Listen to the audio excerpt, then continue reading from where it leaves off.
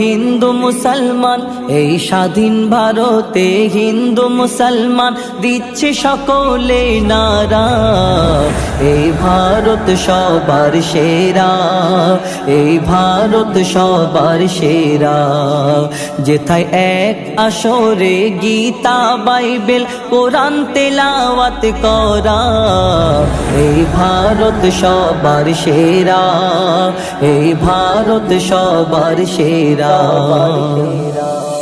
এই দেশকে আজাদ করার জন্য বয়েছে কত রক্ত, সুভাষ ক্ষুদিরাম গান্ধী আবুল কালাম দিয়েছে কত রক্ত, দিয়েছে কত রক্ত।